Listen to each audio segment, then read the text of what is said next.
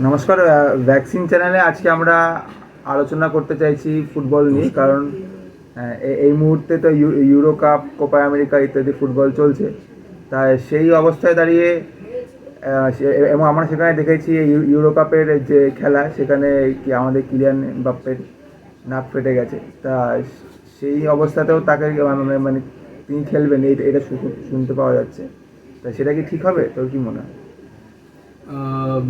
Kylian এমবাপ্পের নাক ফেটে গেছে, এটা সত্যি কথা। কিন্তু ইউরোপিয়ান ফুটবল বা ইউরো ফুটবল বা ল্যাটিন আমেরিকাতে যে ফুটবলটা হচ্ছে, সেটা নিয়ে না খুব একটা বেশি কিছু বলতে আপাতত ইচ্ছে করছে না। কারণ নাক তো ফেটেছে ফুটবল, ইন্ডিয়ান ফুটবলের। গত 10 বছরে আমাদের র্যাঙ্কিং 100 থেকে 124-এ চলে গেছে। এই তো এই এক সপ্তাহ আগে আমাদের যে ফুটবল কোচ ছিলেন ইগর স্টিমাক, ওনাকে স্যাক করা হলো, যদিও ওনার নিজেরই চলে যাওয়ার কথা ছিল। তো আমরা এশিয়ান গেম থেকে শুরু করে বিশ্বকাপ কোয়ালিফায়ারের থার্ড রাউন্ডটুকু যেতে পারলাম না, এবং খুব বাজেভাবে রেজাল্ট হলো। এই নাক ফেটে যাওয়াটা আমার মনে হয় একটু বেশি খারাপ লাগছে। আচ্ছা, মানে এই একটা লিগে বা খেলায় মানে সাকসেসফুল না হওয়ার জন্য মানে দলের কোচকে বরখাস্ত করে দেওয়া, এটা কি করে হচ্ছে? মানে এর কনটেক্সটটা একটু বুঝিয়ে বল। আহ, একটা খেলা মোটেই নয়, ওনাকে আনা হয়েছিল 2019 সালে, এবং 2019 সালে মাসে 25 লাখ টাকা মাইনের চুক্তিতে ভদ্রলোককে আনা হয়েছিল। এবং ওনাকে যখন আনা হলো, তার আগে স্টিফেন কনস্ট্যান্টাইন নামক যিনি কোচ ছিলেন, মানে যার জায়গায় ওনাকে আনা হলো, তিনি ভারতবর্ষের ফুটবলকে 173 র্যাঙ্কিং থেকে 100-তে নিয়ে এসেছিলেন। অর্থাৎ একটা বেশ মানে ভারতবর্ষের ফুটবল র্যাঙ্কিংয়ের সবচেয়ে খারাপ অবস্থা থেকে তুলনামূলক বেশ অনেকটা ভালো জায়গায় এনেছিলেন, সেটা বোঝা যায়। এবং তারপরে যা ওনার হাতে তুলে দেওয়া হলো 2019 থেকে 2024-এর এই 5 বছরের পিরিয়ডে, এবং সেটাকে উনি কোথায় নিয়ে গেলেন? উনি নিয়ে গেলেন 124-এ চলে গেল ভারতের ফুটবল র্যাঙ্কিং। আচ্ছা, আচ্ছা, তাহলে এই যে মানে খারাপ পারফরমেন্স যাকে বলা যাচ্ছে, তার জন্য মানে তিনি তিনি একাই দোষী? কখনোই না। এত বড় একটা দেশ, ভারতবর্ষের মতো দেশ, সেখানে একটা একজন কোচকে যদি পুরোপুরি দোষী করে দিই, তাহলে তো সেটা মোটেই ঠিক হবে না। তাকে কিছুটা তো তো দোষ মাথা পেতে নিতেই হবে। যে তিনি নিজে বলেছিলেন যে ভারতীয় ফুটবলকে তিনি একটা উচ্চতায় নিয়ে যাবেন, এবং তিনি এটাও প্রমিস করেছিলেন যে এবারে যে ফুটবল বিশ্বকাপের যে কোয়ালিফাইং রাউন্ডে অন্তত থার্ড রাউন্ড অব্দি উনি নিয়ে যাবেন ভারতীয় ফুটবলকে। না নিয়ে যেতে পারলে তিনি নিজেই মানে ইস্তফা দিয়ে দেবেন, কিন্তু সেটা উনি দেননি, ওনাকে স্যাক করতে হয়েছে। এবার ওনার একা ছাড়া আর অন্যদিকে দোষগুলো হলো, উনি যেটা বলছেন, বর্তমানে ফুটবলে যিনি অথরিটিতে বসে আছেন, কল্যাণ চৌবে মহাশয়, তিনি বোধহয় ফুটবলটাকে মানে যেটা ইগর স্টিমাক যেটা কমপ্লেন করছেন, যে তিনি ছবি তুলতে ভালোবাসেন। তিনি বড় বড় সেলিব্রিটি বা বড় বড় ফুটবলিং যারা লেজেন্ড রয়েছেন তাদের সাথে ছবি তুলতে ভালোবাসেন। ইন্ডিয়ান ফুটবলকে চারিদিকে ছবির মাধ্যমে ছড়িয়ে দিতে ভালোবাসেন, মানে সোশ্যাল প্ল্যাটফর্মে এটাকে বেশ ছড়াতে ভালোবাসেন, মানে পরিচয় মানে তিনি লাইমলাইটে থাকতে ভালোবাসেন। কিন্তু আসল জায়গায় খাতায় কলমে বা গ্রাউন্ড রিয়েলিটি যেটা, সেটা ভারতীয় ফুটবলের কী রূপ উন্নতি উনি করতে পেরেছেন, সেটা একটা প্রশ্নের মুখে থাকছেই। এবং তিনি আইএম বিজয়নকে মানে ফুটবলিং স্টাফদের হেড হিসেবে রেখেছিলেন, যে মানে কোচিং স্টাফের, কিন্তু তিনি ফুটবলার হিসেবে একজন লেজেন্ডারি ফুটবলার। কিন্তু এই যখন মানে ভারতীয় ফুটবল টিমের উন্নতির কথা বলা হচ্ছে, তখন তার কিন্তু যে পদক্ষেপগুলো বা তার যে মানে প্রভাবটা, সেটা কিন্তু ভারতীয় ফুটবল আমরা মোটেই দেখতে পাইনি। আচ্ছা, তাহলে মানে এই মানে ভারতীয় ফুটবলের মানে এই যে অবস্থা, তাহলে এতে প্রভাব কি পড়ছে? মানে ভারতীয় ফুটবলের উপরে সরাসরি প্রভাব কীভাবে পড়ছে?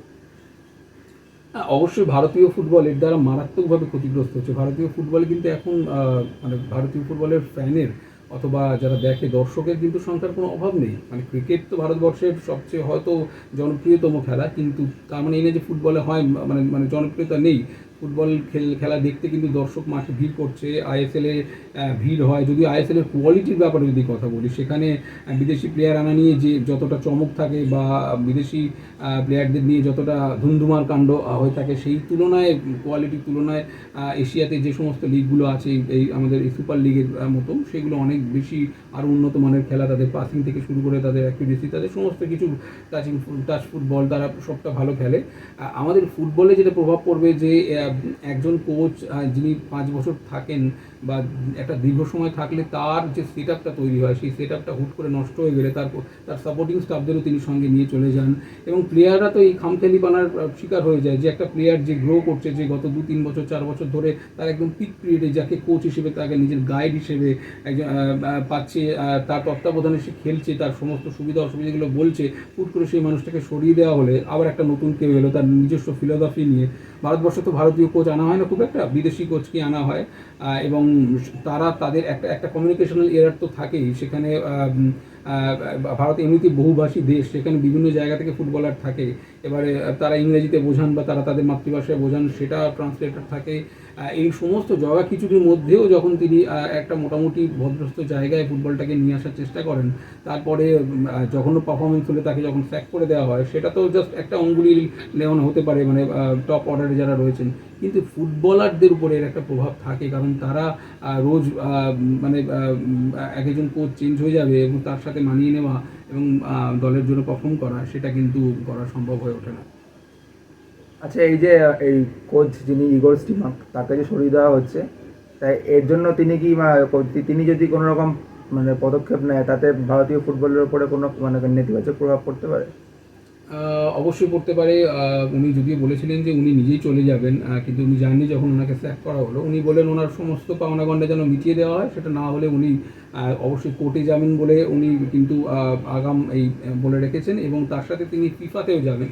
আর ফিফাতে উনি যদি চলে যান, ফিফাতে যদি এই সমস্ত কোচদের মাইনেপত্র নিয়ে ঝামেলা হয়, সোজা বাংলায় যাকে বলে, তাহলে কিন্তু আমাদের ইন্ডিয়ান ফুটবল এর দ্বারা ভয়ানকভাবে ক্ষতিগ্রস্ত হতে পারে। কারণ ফিফা এই ব্যাপারে অত্যন্ত স্টাবন, মানে একজন কোচকে তার স্যালারি যদি হোল্ড করে দেওয়া হয় বা এই ধরনের কিছু ব্যাপার, সেটা কিন্তু ফিফা আনপ্রফেশনালিজমের চূড়ান্ত উদাহরণ বা নিকৃষ্টতম উদাহরণ হিসেবে দেখে সেটাকে কিন্তু একটা বড় সড়ো পদক্ষেপ নিয়ে। এবং ভারতবর্ষ মানে এই গত 10 বছর অনেকবার ফিফার দ্বারা কিন্তু মানে ওয়ার্নিং পেয়েছে, তাই সেগুলো বিভিন্ন ক্ষেত্রে। এবং আরেকটা কথা বলে রাখি, গুগল সার্চ করতে গিয়ে দেখলাম এই আমাদের ফিফা অনুমোদিত যে 2টো স্টেডিয়াম আছে, সেই স্টেডিয়ামগুলোর মধ্যে কিন্তু আমাদের সল্টলেক স্টেডিয়াম নেই। মানে হয়তো ক্যাপাসিটি, মানে দর্শক আসনের বিচারে হয়তো আমরা 1 নম্বরে রয়েছি। মানে আমরা বলতে অবশ্যই সল্টলেক স্টেডিয়ামের কথা বলছি, কিন্তু উড়িষ্যার কলিঙ্গ স্টেডিয়াম, যার ক্যাপাসিটি মাত্র 12,000, আর কেরালার বা গ্রিনফিল্ড ইন্টারন্যাশনাল স্টেডিয়াম, যার ক্যাপাসিটি 60,000। এই দুটো ফিফার অনুমোদন পেয়েছে, আমাদের সল্টলেক স্টেডিয়াম সেটা পাইনি। তো যেটা বলছিলাম যে এটা আমাদের 72টা, মানে বলার কথা হচ্ছে যে 72টা ফুটবল স্টেডিয়াম রয়েছে সে ভারতবর্ষের ফুটবলিং স্টেডিয়াম, এবং সেখানে মাত্র 2খানা ফিফার অনুমোদন পেয়ে রয়েছে। এটা অবশ্যই একটা দুঃখের এবং লজ্জার এবং হতাশার ব্যাপার। এবং সুনীল ছেত্রীর মতো বিশ্বের ফুটবলের থার্ড হাইয়েস্ট স্কোরার থাকা সত্ত্বেও ভারতবর্ষের ফুটবল এই যে তলানিতে চলে গেল, 124 র্যাঙ্কিংয়ে চলে গেল, এটাও একটা বাজে অ্যাডভার্টাইজমেন্ট ভারতীয় ফুটবলের দিক থেকে। কারণ ক্রিকেট নিয়ে যে উন্মাদনা রয়েছে বা অন্যান্য খেলাগুলোরও বর্তমানে চাহিদা বাড়ছে, ফুটবলকে নিয়ে এত বছর ধরে, যুগ যুগ ধরে যে নার্চারিং হয়েছে, তারপরে যে সমস্ত লেজেন্ডারি ফুটবলারকে আমরা পেয়েছি, তারপরে ভারতের ফুটবলের এই অধঃপতন, সেটা কখনোই মেনে নেওয়া যায় না। আচ্ছা, তাহলে এইরকম পরিস্থিতি থেকে তাহলে উত্তরণ বা উন্নয়নের অবস্থা কি করে করা যেতে পারে বলে মনে হয়? ভারতবর্ষের ফুটবল নিয়ে আমরা অত্যন্ত আশাবাদী, মানে আমরা ভারতীয়রা অত্যন্ত আশাবাদী। বিশেষ করে বাঙালি হিসেবে ফুটবলকে আমরা বোধহয় মানে অনেক সময় ক্রিকেটের থেকেও একটু বেশি এগিয়ে রাখি। বাঙাল প্রতি ইস্ট বেঙ্গল মোহনবাগান হোক, অথবা হালের এটিকে হোক, অথবা এখন সেটা এটিকে মোহনবাগান মার্চ হয়ে গিয়েছে, সে যাই হোক না কেন, ফুটবল নিয়ে আমাদের মানে সীমাহীন, আমাদের অন্তহীন উন্মাদনা রয়েছে। সেটাকে কাজে না লাগিয়ে সেটাকে বিভিন্ন খাতে বইয়ে যদি দেওয়া হয়, তাহলে তো মানে মানুষ এমনিতেই নিজের জীবনে টানাপোড়েন নিয়ে ব্যস্ত থাকে। সেখানে ফুটবল নামক এরকম একটা ইমোশন, সেটাকে পজিটিভ ভাইবসে যদি ট্রান্সফার না করা যায়, তাহলে তো এটা একটা ভুল পদক্ষেপ। এবং লজ্জাজনক ব্যাপার হচ্ছে আইএসএল এর কোনো টাইটেল স্পন্সর নেই। মানে ভারতবর্ষের ফুটবলকে যেটা উন্নতির দিকে নিয়ে যাবে, একটা নতুন শুভ সূচনা যেটা করে দিয়েছিল এত বছর আগে, সেটাকে ঠিকমতো নিয়ে যেতে না পারা, এবং 10 বছর ধরে এর কোনো অবনমন নেই, এর কোনো রেলিগেশন নেই। বার্কলেস প্রিমিয়ার লিগের সাথে যদি তুলনা করি, স্প্যানিশ প্রিমিয়ার লিগের সাথে তুলনা করি, লিগ অথবা জার্মান লিগ বা ইটালিয়ান যে লিগগুলো, মানে বিশ্বের সর্বোচ্চ একদম টপ লেভেলের যে লিগগুলো, সেখানে অবনমন আছে। যদি ফেল করার ভয় না থাকে, তাহলে তো পারফরমেন্সের উপরে তার একটা প্রভাব পড়বে। এই 10টা টিম একেবারে ক্লোজড ক্লোজড ডোর যাকে বলে, ক্লোজড উইন্ডো, যেখানে তুমি হারো আর তুমি যাই হও, তুমি লাস্ট বয় হবে, 10th হবে, কিন্তু তুমি বাদ যাবে না। কারণ এটা কর্পোরেট লিগের মতো মনে হয়েছে, মানে যেখানে হেরে গেলে অবনমন হবে এবং নতুন টিম উঠবে, সেই জায়গাটা কিন্তু হয়নি। যদিও আমাদের মোহামেডান যে ফুটবল ক্লাব সেটা বর্তমান উন্নতি করছে, সেটা আইএসএলে খেলার জন্য প্রস্তুতি নিচ্ছে, সেটা একটা সুখবর রয়েছে। কিন্তু যদি আমি ওভারঅল ভাবি, পুরো ভারতবর্ষের ফুটবলের উন্নতির কথা যদি ভাবি, একেবারে তৃণমূল স্তর থেকে ব্যাপারটাকে তুলে আনতে হবে, গ্রাসরুট লেভেল থেকে কাজটা করতে হবে। ছোটো ছোটো ছেলে মেয়েদের নিয়ে একেবারে আন্ডার 19 আরও আগে আন্ডার 16, আন্ডার 11, আন্ডার 12 স্কুলে ফুটবলের যে টিমগুলো, সেগুলোকে স্পেশাল কোচিংয়ের আন্ডারে আনতে হবে। যে সমস্ত প্রতিভাবান ফুটবলার রয়েছে, স্কাউটটা আরও ভালো করতে হবে। স্টিফেন কনস্ট্যান্টাইনের টাইমে কিন্তু তিনি স্কাউটিংটার উপরে ভালো জোর দিয়েছিলেন। তিনি নিউট্রিশনাল ভ্যালিউসগুলো, মানে যে ছেলেমেয়েরা যাদেরকে আমরা নিচ্ছি, তাদের পুষ্টিগত দিকটা, মানে তাদের যাতে শরীরটা যেন অপুষ্ট না থাকে, সেই দিকটাতে তিনি কিন্তু লক্ষ্য রেখেছিলেন। 173 থেকে 100-তে এনেছিলেন, এটা অনেক বড় একটা মাইল ফলক। সেটাকে সে যেভাবেই দেখুক না কেন, এটা প্রশংসার দাবি রাখে। তারপরে ইগোর স্টিমাক মাত্র 5 বছর, তিনি এখন ক্লোজ চ্যাপ্টার, তাকে অলরেডি স্যাক করা হয়ে গেছে, সেটা নিয়ে আর কথা নেই। আগামী দিনে যিনি আসবেন ভারতীয় ফুটবলে, তার ভারত ফুটবলকে অবশ্যই স্টাডি করে আসা উচিত। শুধু নামজাদা কোনো একটা লোককে অনেক মোটা টাকার মাইনে দিয়ে আগামী 5 বছরের জন্য রেখে আবার আমাদের উৎসাহ এবং উদ্দীপনা এবং আশায় আমাদেরকে সপ্তম স্বর্গে তুলে আবার জলে ফেলে দেওয়া, এটা আমরা আশা করছি না। ভারতবর্ষে খেলাধুলোর একটা সত্যি একটা গর্বের ইতিহাস রয়েছে, এবং সেই ইতিহাসটা যাতে আবার বর্তমানে ফিরে আসে এবং আমরা সেটা সোনালী ভবিষ্যতের দিকে যাতে এগিয়ে যেতে পারি। পড়াশুনোর সাথে সাথে যে সমস্ত বাবা মারা তাদের সন্তানকে খেলাধুলোর দিকে মানে তাদের অনুপ্রাণিত করে, খেলাধুলোর সুযোগটা দেয়, তারা যাতে ভারতবর্ষকে শুধু অলিম্পিক কেন, বিশ্বকাপ কেন, বিভিন্ন জায়গায় খেলাধুলোর আসরে যাতে আরও নিয়ে যেতে পারে। বিশেষ করে আজকে যখন ফুটবলের ব্যাপারে কথা বলছি, ফুটবলের মতো একটা খেলা, মানে internationally the most followed, the most watch, the most loved sports যাকে বলা যায়, সেটাতে যেন আমাদের দেশ আরেকটু উন্নতি করতে পারে এবং আমরা ভারতীয় হিসেবে ভারতকে ফুটবল বিশ্বকাপ খেলা দেখতে যেতে মানে দেখতে চাই।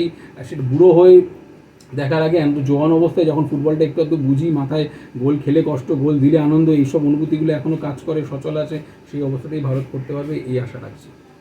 অবশ্যই আমরাও চাই ভারতীয় ফুটবলের প্রভূত উন্নতি হোক, এবং আপনারা আপনাদের মতামত কমেন্টে জানান এবং এই ভিডিওটা অন্য সবাইকে দেখুন। ধন্যবাদ।